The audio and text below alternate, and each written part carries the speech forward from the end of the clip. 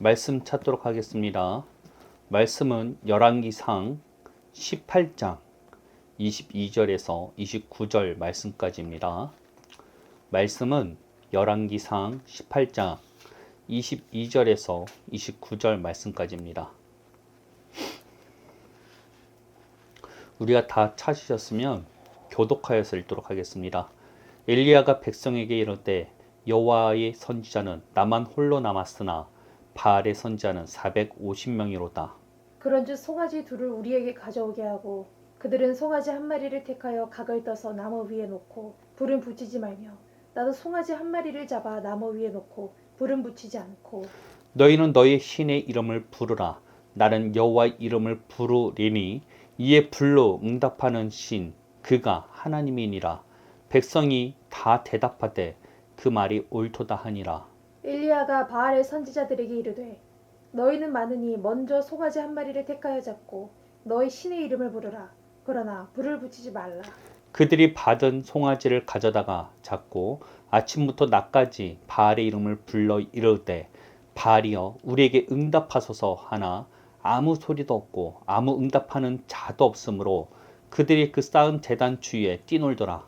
정오에 이르러는 엘리야가 그들을 조롱하여 이르되 큰 소리로 부르라.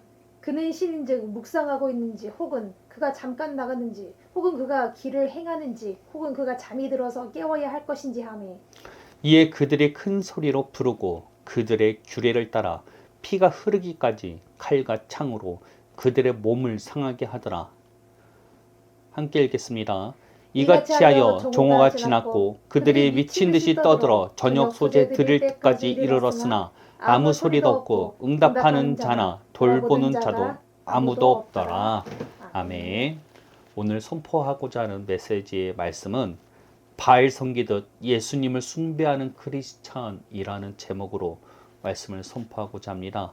오늘 우리가 읽은 이 본문에서는 선지자 엘리야가 바알 선지자들과 대결하는 장면이 나오고 있습니다.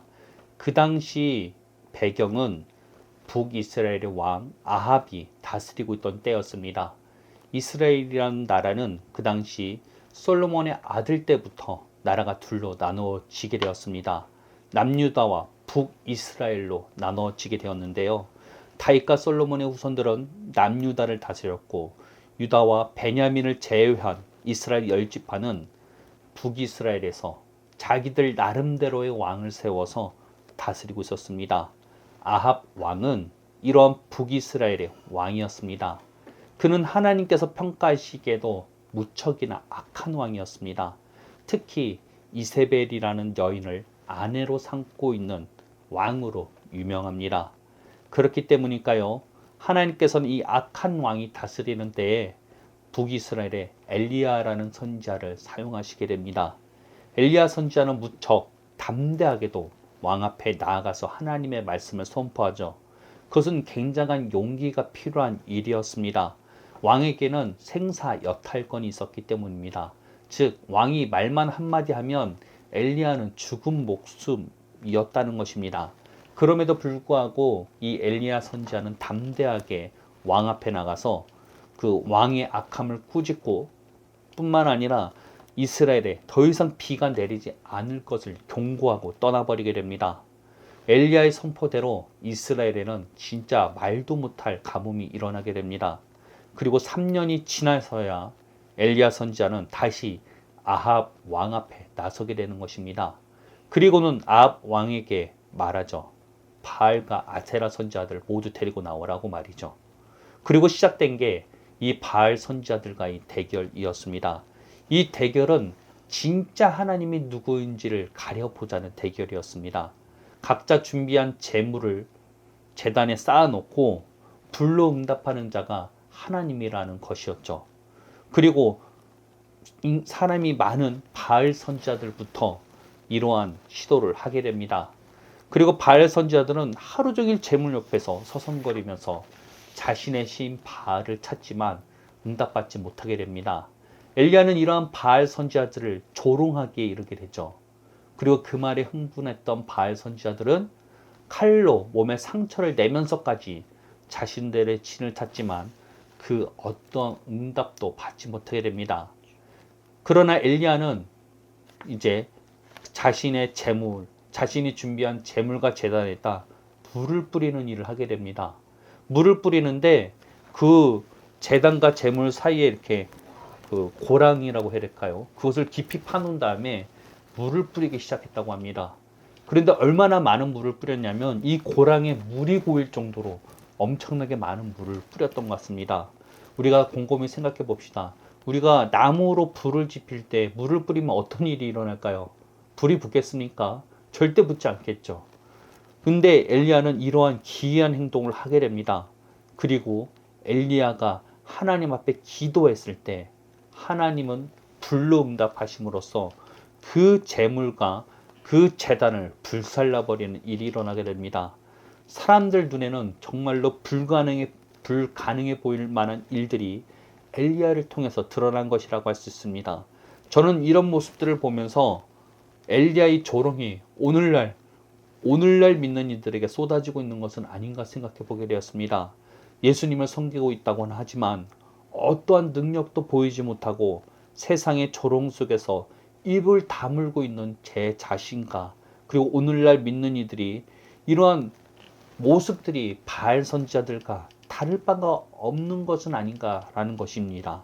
엘리야 시대 때 똑같은 하나님을 섬기고 있음에도 불구하고 하나님의 특성은 어떠합니까? 어제나 오늘이나 똑같다는 특성을 갖고 있습니다. 영원히 변하지 않는 그 하나님을 우리는 섬기고 있음에도 불구하고 우리는 엘리야가 섬기는 하나님과 같이 섬기고 있는 것이 아니라 바알 숭배자들이 자신들의 신을 섬기고 있는 것처럼 하나님을 섬기고 있는 것은 아닌가 생각해 보았다는 것입니다. 바알 선지자들이 섬기고 있는 그 바알은 어떤 신입니까? 사람이 상상으로 만들어낸 어떻게 보면 가상의 존재라는 것입니다. 사람이 만들어낸 어떻게 보면 헛된 우상이라는 것입니다. 당연히 그 가짜에게 기도한다고 응답이 올 수 있겠습니까? 절대 응답은 받을 수 없으며 당연히 그 상 가운데 그 바알이 개입하는 것을 체험할 수 없는 것은 당연하다는 것입니다. 바알 선지자들도 이것을 너무나 잘 알고 있었을 거예요.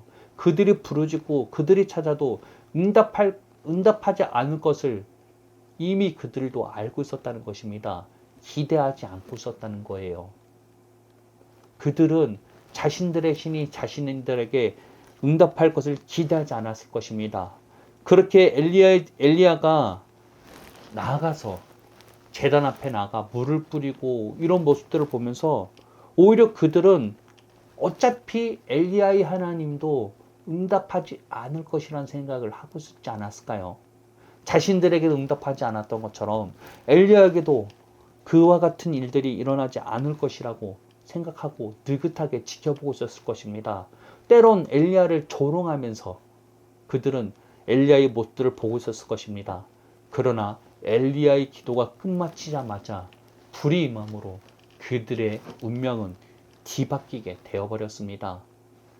우리는 여기에서 좀 우리 스스로를 살펴봐야 되는 것입니다.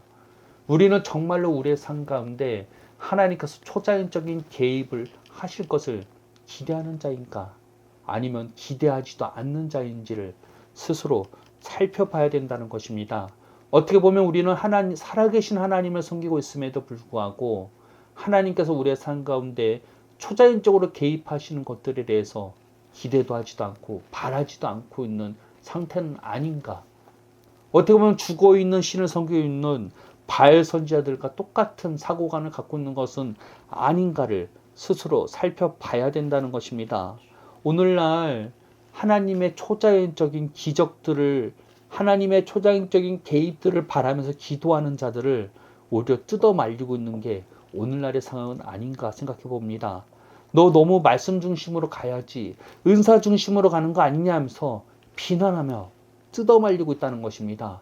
그리고는 자신의 설득이 이루어지지 않는다면 신사도 운동이 뭔지도 모르면서 신사도 운동한다고 이단으로 찍어버리고 있습니다.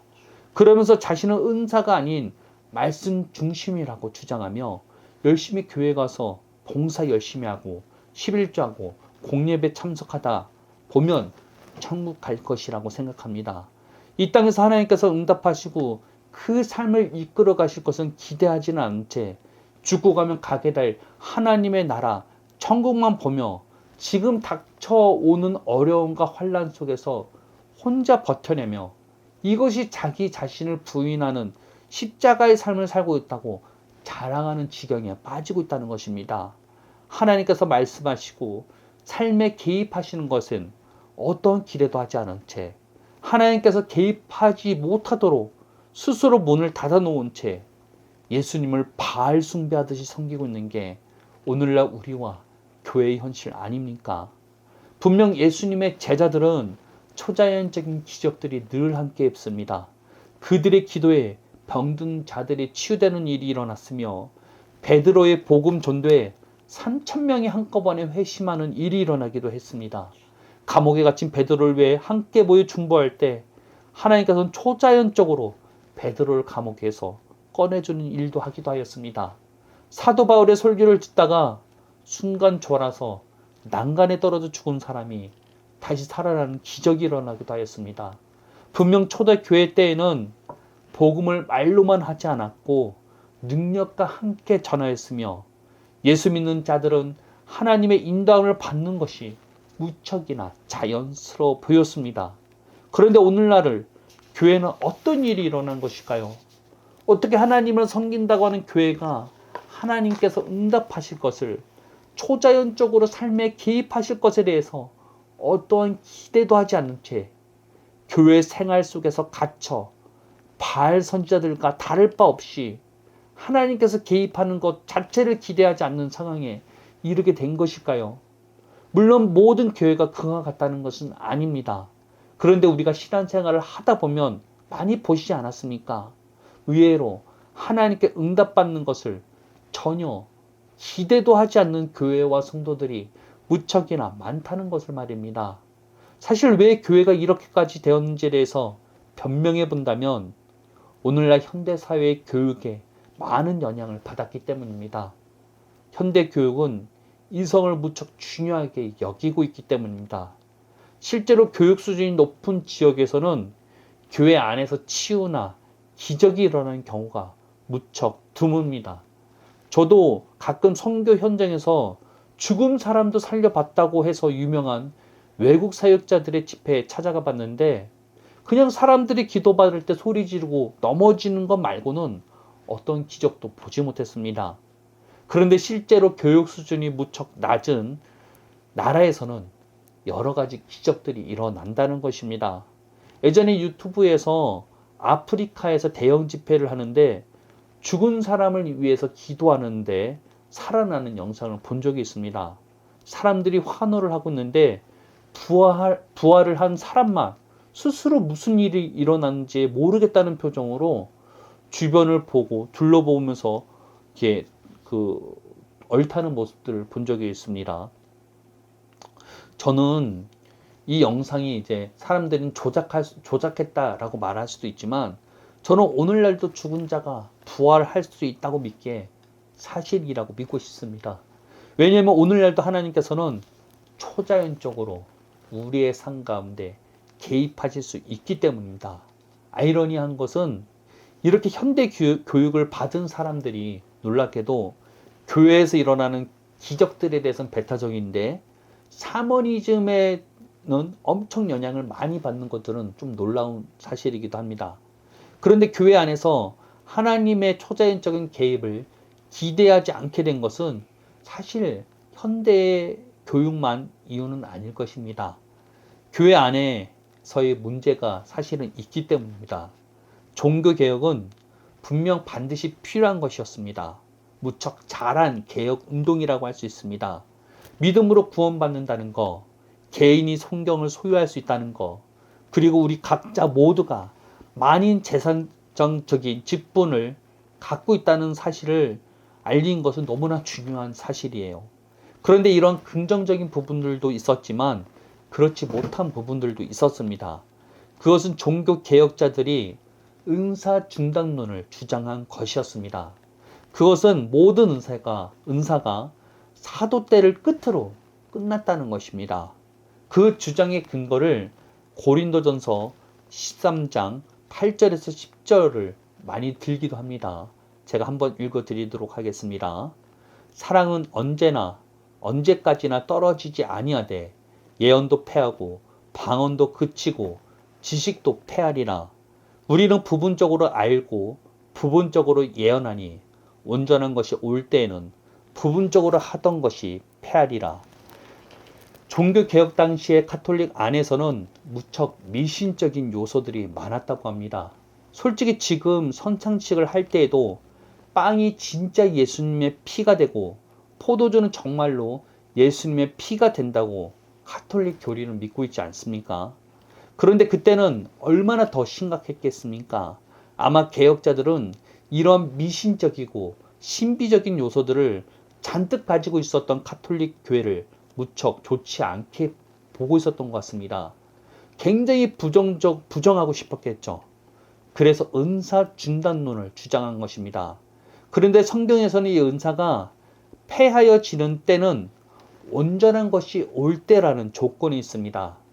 이것을 은사 중단론을 주장하시는 분들은 성경의 완성을 주장하지만 그것은 사실 부자연스러운 것입니다. 사도 바울이 이 편지를 쓸 때 자신이 보내는 편지가 구언약의 성경과 동일한 건의로서 받아들여지는 성경이 될지 어떻게 알았겠습니까? 알았다 할지라도 사도 바울이 죽고 나서 요한계시록에 쓰여지게 되었습니다. 즉 사도 바울은 성경 신학의 완성 자체를 보지도 알지도 못했다는 것입니다. 즉 온전한 것이 올 때는 사실 성경의 완성보다는 마지막 때, 즉 새 언약의 완성이 이루어질 때를 바라보는 것이 더욱더 자연스럽다는 것입니다. 그때에는 예언의 은사, 방언의 은사 이런 게 필요할까요? 예수님과 얼굴과 얼굴을 맞대는 때가 다가오는데 굳이 필요할 수가 없겠죠. 당연히 그때는 바로 만져지는데 말입니다. 은사 중단론이라는 말은 어떻게 보면 성도님들에게 무척 생소할지도 모릅니다. 그러나 이런 은사 중단론은 교회 안에 많은 영향을 미치고 있습니다. 요즘은 그런 교회는 없지만 예전에 우리나라에서는 방언만 해도 교회 안에서 엄청난 눈치를 보아야 했습니다. 방언을 하지 못하게 막는 교회들도 무척 많았습니다. 아마 지금도 그러한 교회들이 존재할 것입니다. 제가 신학교를 다닐 때도 제가 다니던 학교가 이런 부분에서 무척 보수적이었습니다. 예배 중에 기도할 때 방언으로 기도한다는 건 꿈도 꾸기 어려웠습니다. 특히 학교에 기도실이 있었는데 기도실에서 방언하다가 쫓겨난다는 소문도 돌기도 하였습니다. 저는 쫓겨나 본 적은 없지만 이런 소문을 들어서인지 숨죽여 가면서 방언을 했던 것이 기억납니다. 그런데 오늘날 대부분 순복음뿐만 아니라 대부분의 교회 안에서는 방언의 은사 정도는 무척 보편화되고 있는 상황입니다. 그런데 이상하게도 하나님께서 이렇게 허락해 주신 은사인데 이런 은사들을 무척 천박하게 여기는 경향이 있다는 것입니다. 은사보다 중요한 것은 말씀이라며 은사는 정말 아무 의미 없는 것으로 여겨버린다는 것입니다. 분명 은사란 말은 선물이라는 말입니다. 하나님께서 우리 각자에게 선물로 주신 것이라는 것입니다.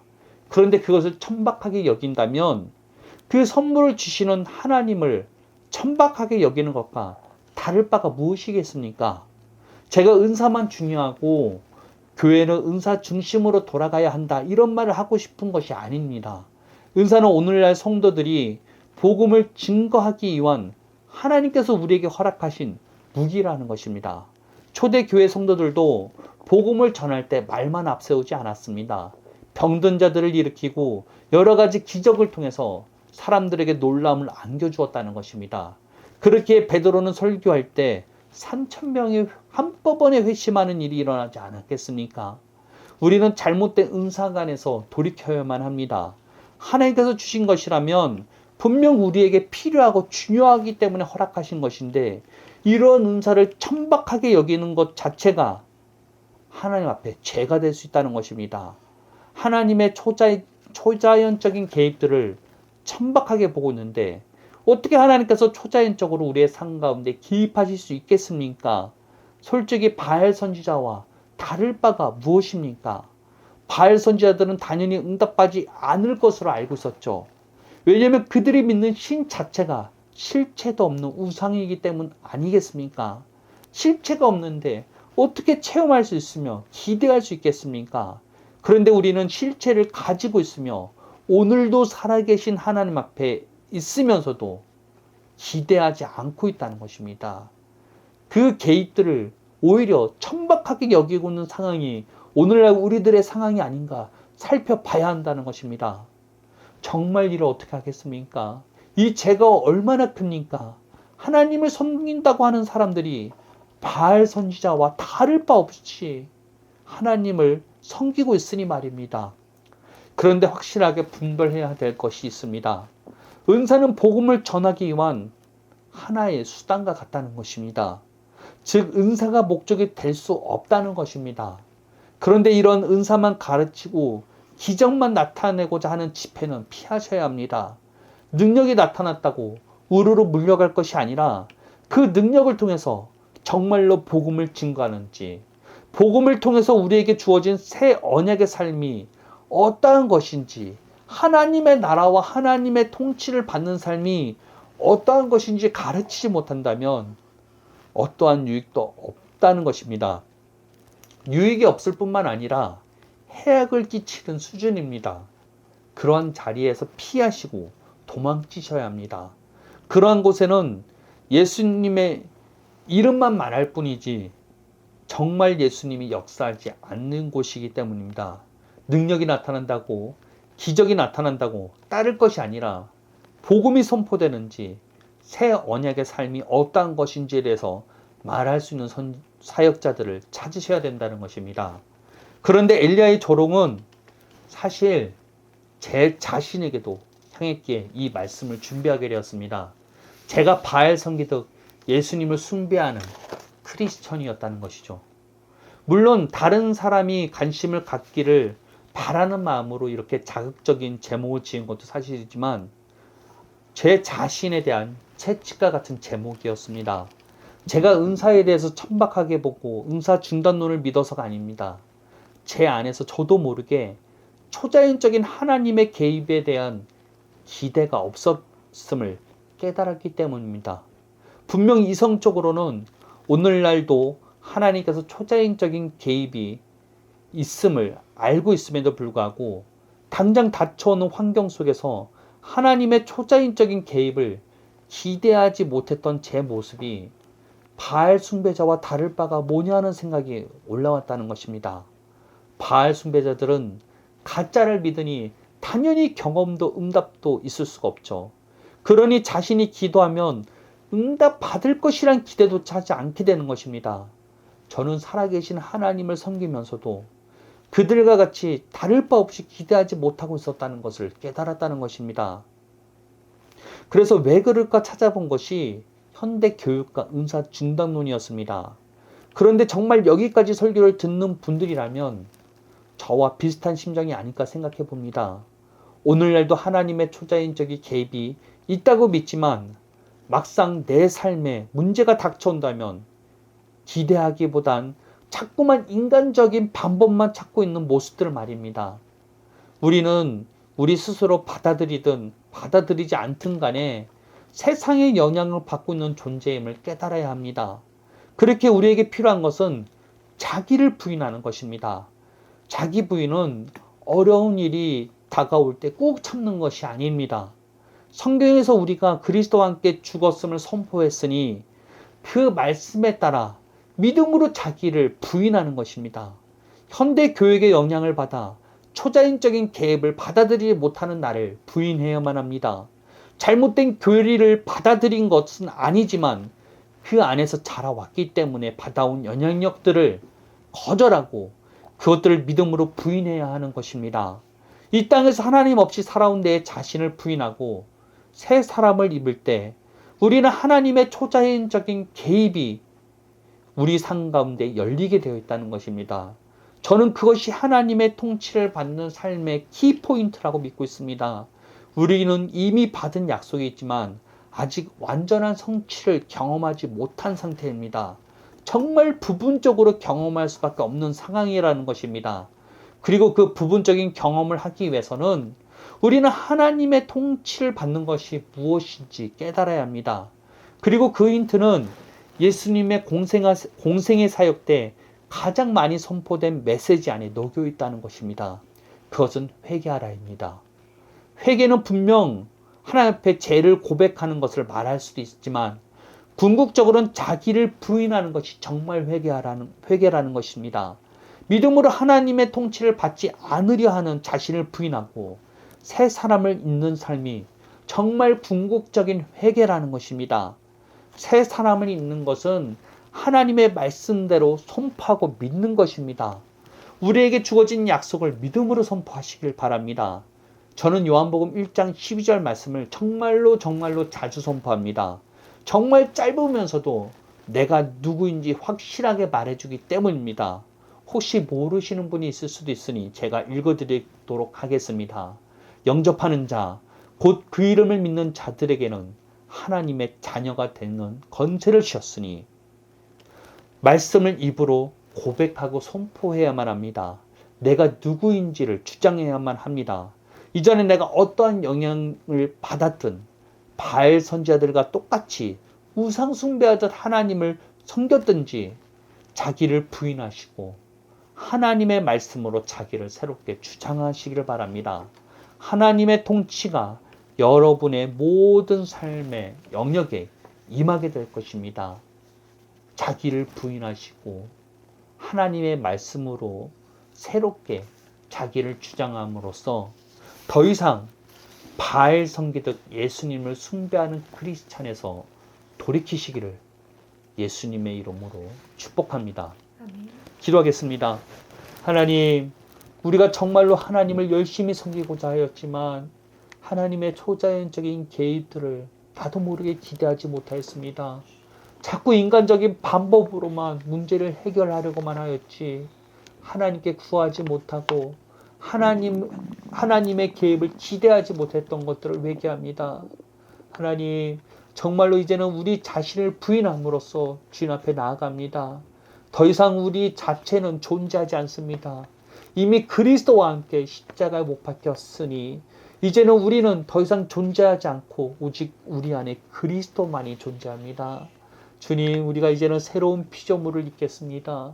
하나님께서 우리에게 허락하신 약속을 선포함으로써 이제는 하나님께서 우리에게 허락하신 새로운 피조물을 하나님의 자녀됨을 붙잡겠습니다. 그러므로 날마다 주님 안에서 하나님의 말씀이 이루어지는 것을 이루는 자가 되겠습니다.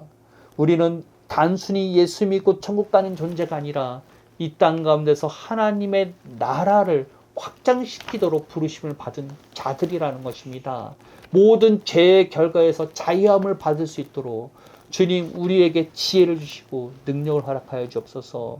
날마다 주님을 정말로 사모하고 정말로 엘리야와 같이 이 땅 가운데 하나님의 뜻을 이루는 자들이 될 수 있도록 우리를 이끌어 주옵소서. 예수님의 이름으로 기도합니다. 아멘.